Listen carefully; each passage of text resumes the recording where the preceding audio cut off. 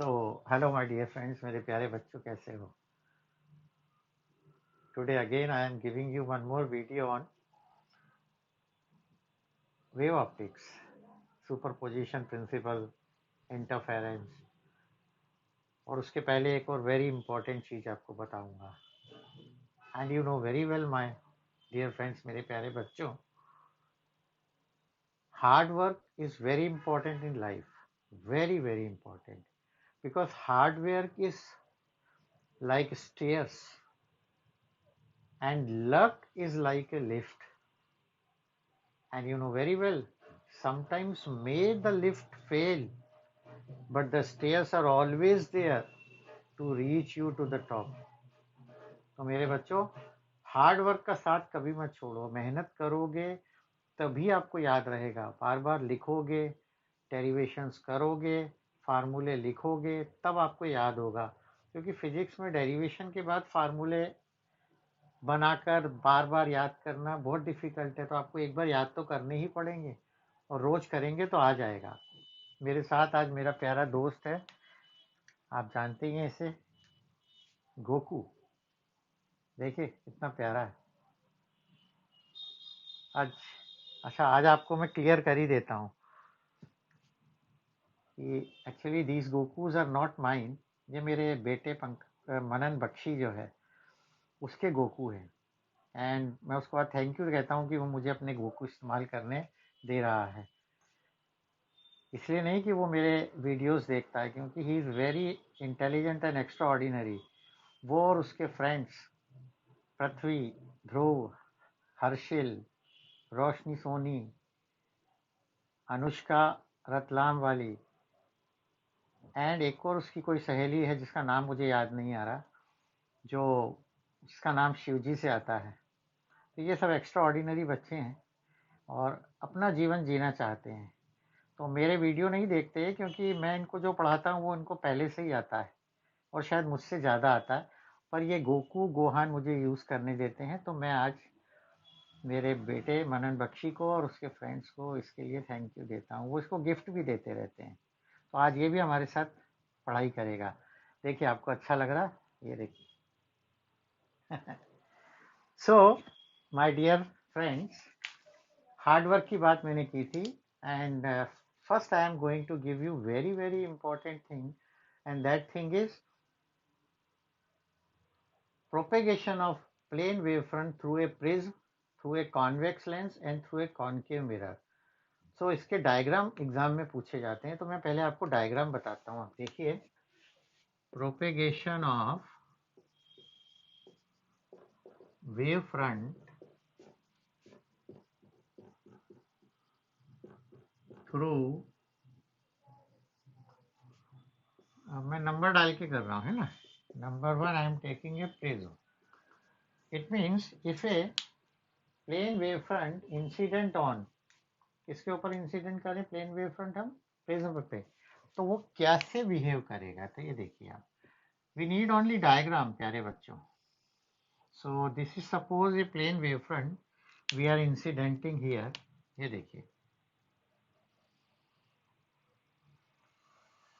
W1, W2, okay, and you know very well each and every wavefront has rays, and rays they carries energy of the wavefront. और raise जो होती हैं they are normal. तो हम इस पे normal डाल रहे हैं. देखिए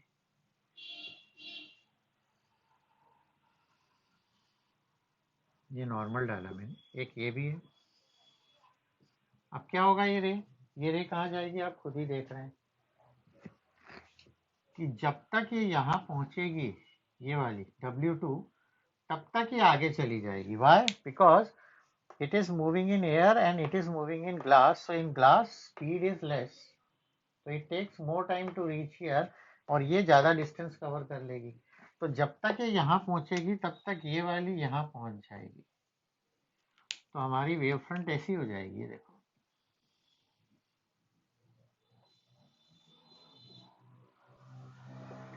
W1 dash, W2 dash. So this is my incident wavefront and this is my refracted wavefront.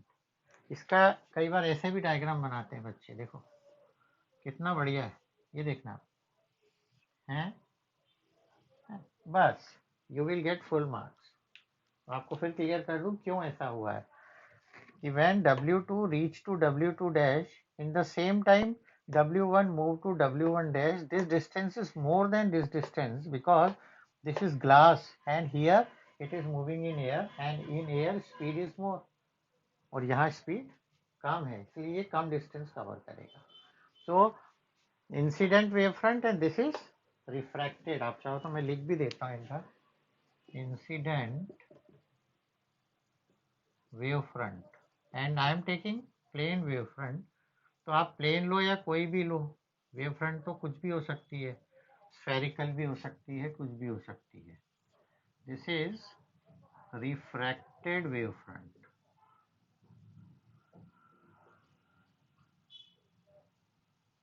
Correct. Okay जी आया आपको समझ में? आ गया? Good. Now the second we are taking a convex lens. कौन सा लेंस लिया मैंने? कॉन्वेक्स लेंस लिया and now I am incidenting plane wave front on that। So secondly I am taking now convex lens and convex lens आपको पता ही होगा ऐसा होता है, ये thin from the sides and middle में मोटा होता है, थिक होता है। तो ये प्रिंसिपल एक्सिस है and then I need one plane wave front. तो प्लेन वेव फ्रंट ले रहा हूँ, यहाँ टच कर देता हूँ, W1 W2 और ये पॉइंट को W मान लिया। Now from here rays are there, ये रेज जाएंगी, यहाँ से भी रेज आएगी, यहाँ से भी रेज आएगी। And now what happens, W1 moves in air, W2 moves in air, but W is moving here in the glass. So as soon as this W reach here at W dash, ये लोग आगे पहुंच जाएंगे, यानी W1 dash यहाँ आ जाएगा and W2 dash यहाँ। Why?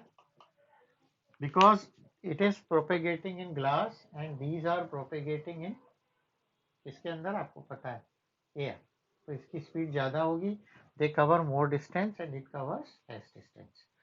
तो इसको कंप्लीट करते हैं हम।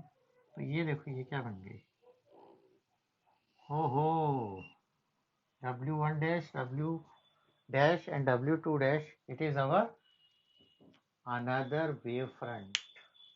और ये कैसी हो रही है, ये डाइवर्ज नहीं हो रही है, कन्वर्ज हो रही है, कन्वर्जिंग वेव फ्रंट बन रही, right. Now the third one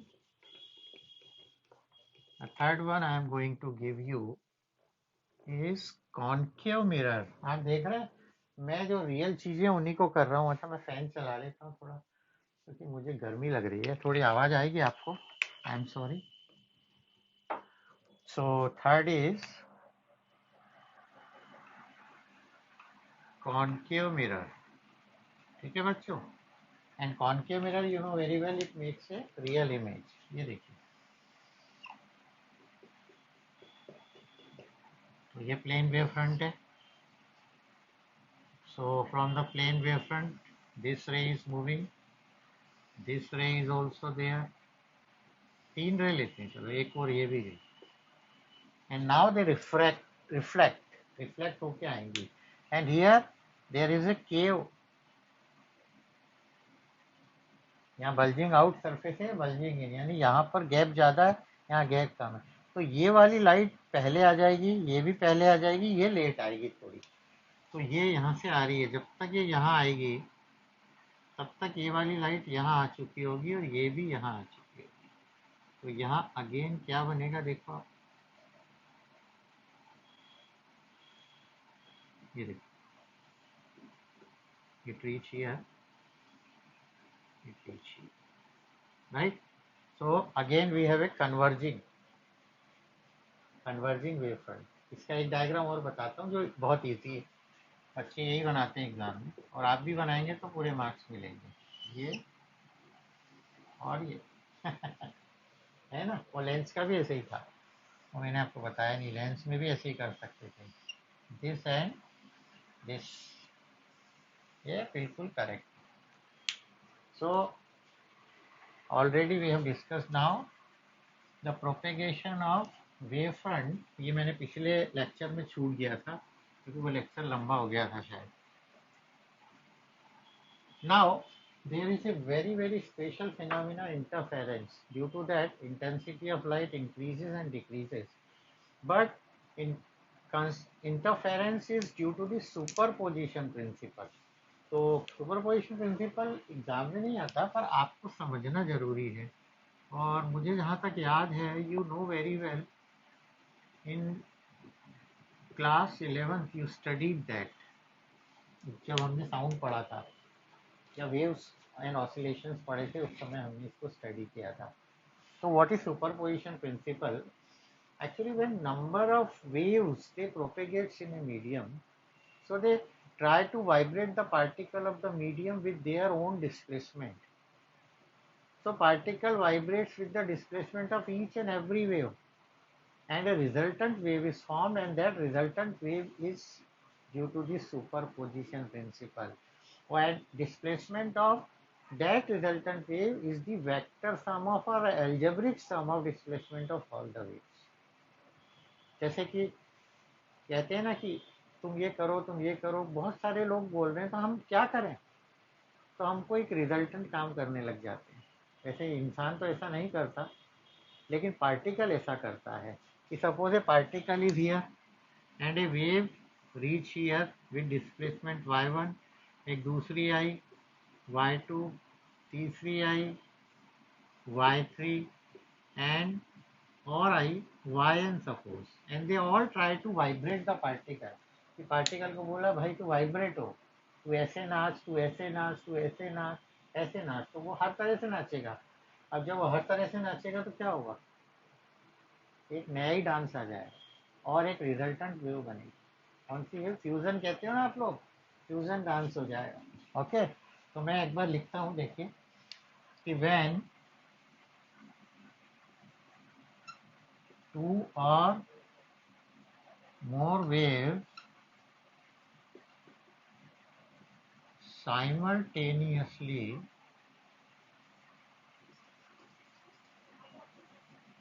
propagates in a medium,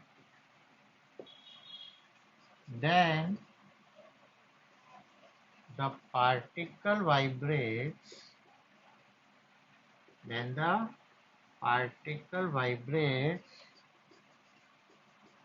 with the displacement of, यानी एम्पलीट्यूड भी कह सकते हो, एम्पलीट्यूड डिस्प्लेसमेंट अलग अलग होता है पर मैं बता रहा हूँ, with the displacement of each wave. So a resultant wave is formed. Fusion dance, नया डांस हो जाता है. कि मम्मी कह रही है हिप हॉप करो, पापा जी कह रहे हैं कथक करो, दादी जी कह रही हैं कौन सा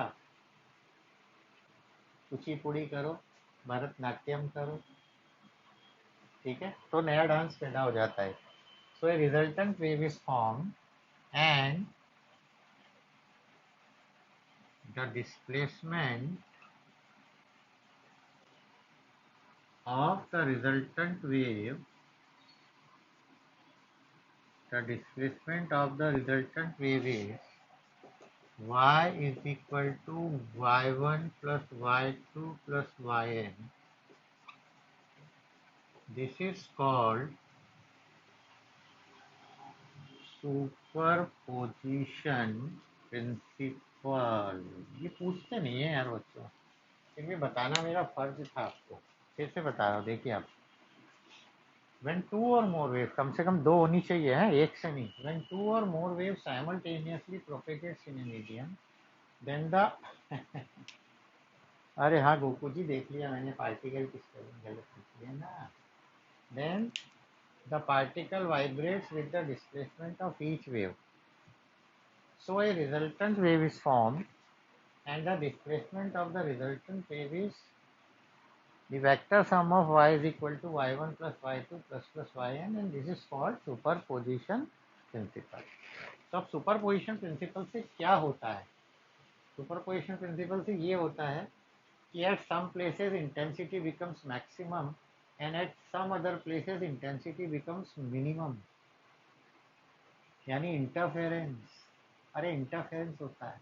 interference is actually shown by all the waves, light waves, sound waves, acoustic, water, surface of water waves या surface water waves और matter waves.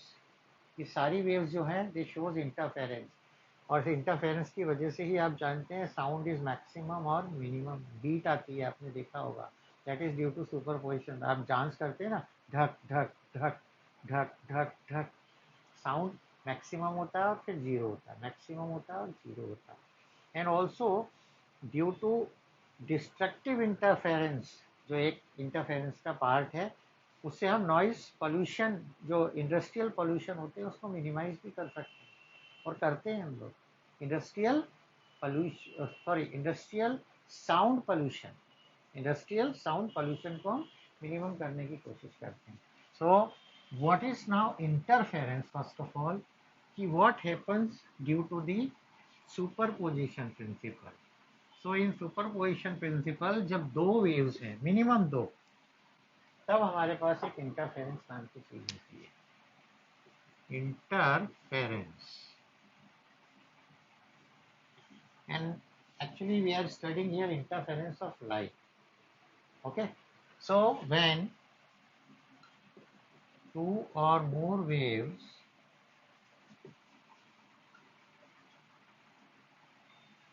propagating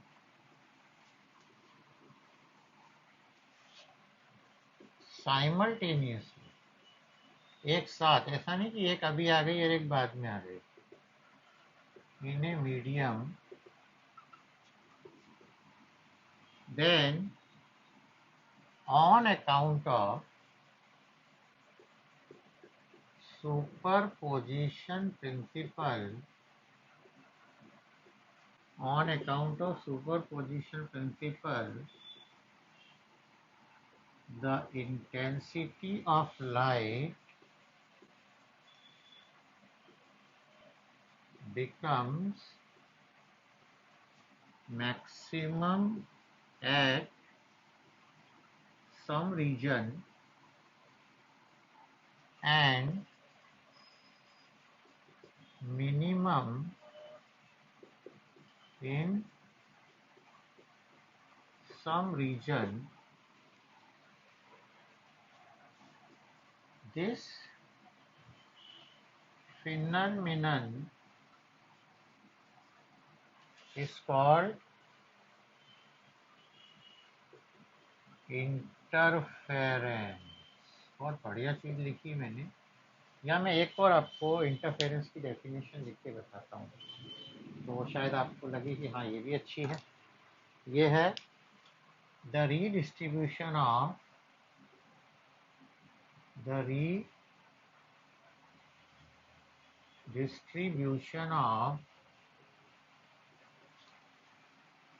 light energy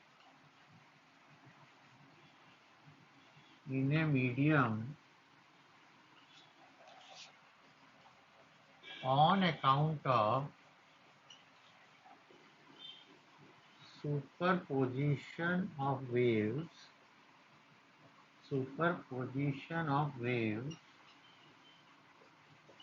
is called interference of light.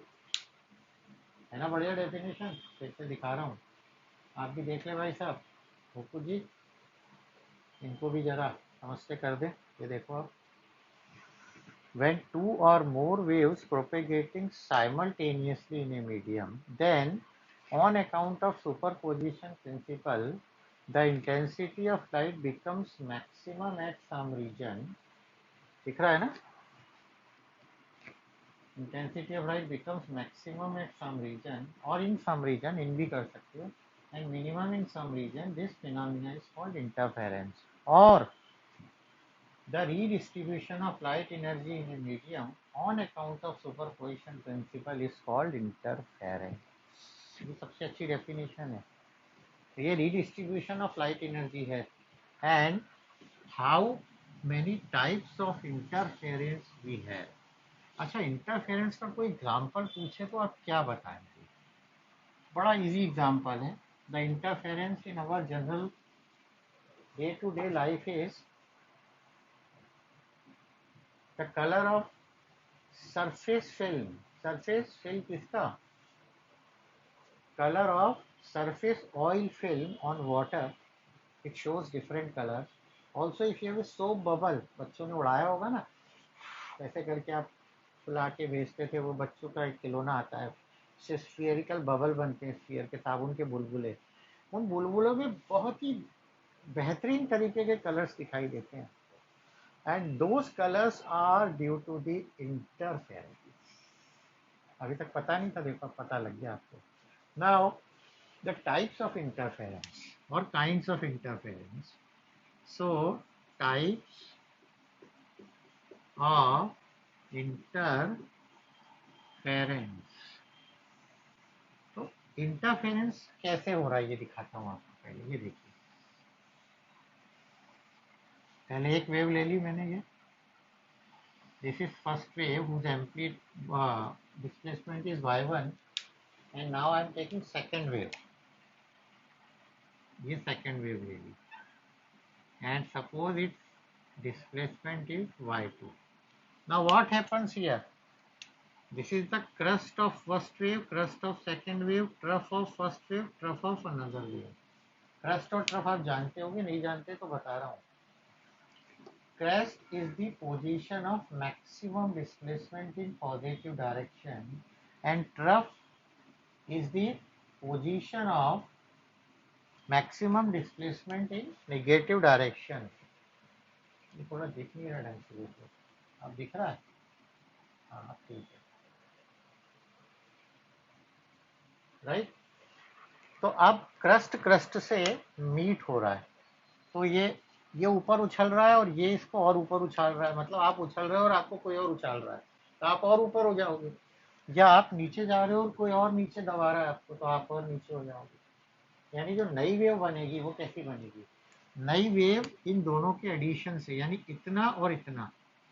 तो this is our new wave. यह resultant wave है. कौन सी wave है ये? Resultant wave. और इसका डिस्प्लेसमेंट y होगा and it is equal to y1 plus y. Add हो गया. देखो बड़ी वेव बनी, इंटेंसिटी मैक्सिमम हुई and intensity minimum.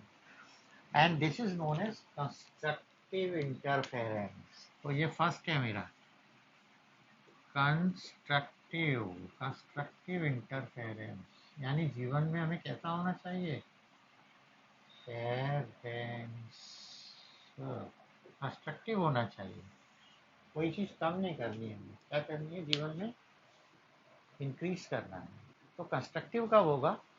when crust of one wave falls on the crust of another and trough of one wave falls on the trough of another wave, then resultant intensity increases, and this is called constructive interference. क्या कहेंगे बच्चों इसको? Constructive interference. एक बार मैं यहाँ check करूँ, मुझे कुछ कहीं प्रॉब्लम दिखाई दे रही है क्या? ठीक है. तो डेफिनेशन लिख रहा हूँ मैं. when crest of one wave falls on the crest of another wave and trough of one wave falls on trough of another wave, then resultant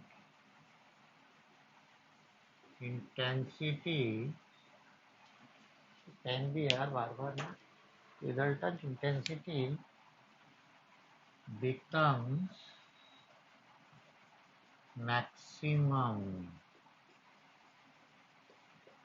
This is called constructive interference. फिर से बता रहा हूँ बच्चों, देखिए.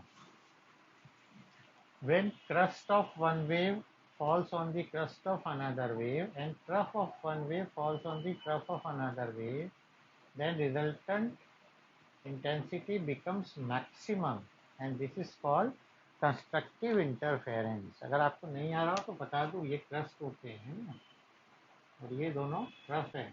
ट्रफ यानी गर्त और क्रस्ट यानी श्रृंग या शिखर, ऊपर की तरफ.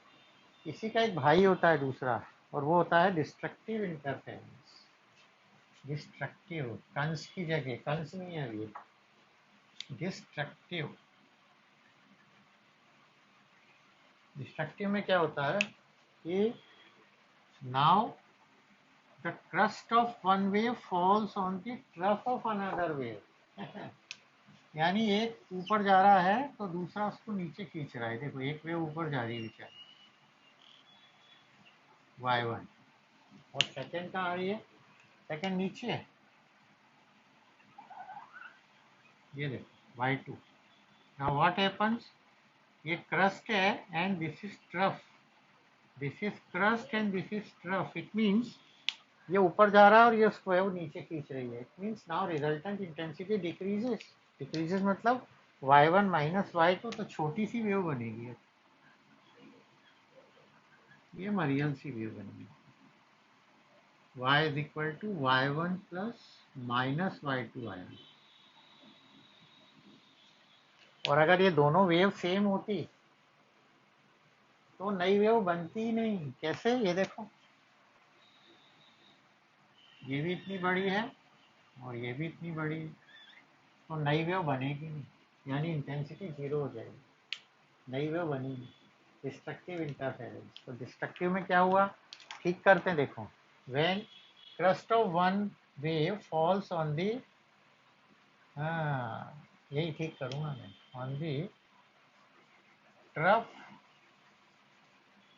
of another wave and vice versa करता हूँ, and vice versa,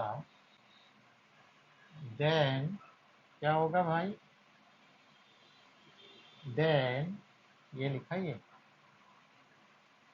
then resultant intensity becomes minimum.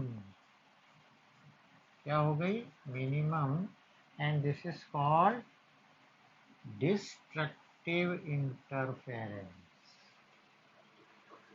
कैसा लगा प्यारे बच्चों, फिर से देखो. When crust of one wave falls on the trough of another wave, and vice versa, then resultant intensity becomes minimum, and this is called destructive interference. First wave, second wave, इसका crust इसके trough पे है और इसका crust इसके trough पे, तो छोटी वेव बनी, and this is known as interference.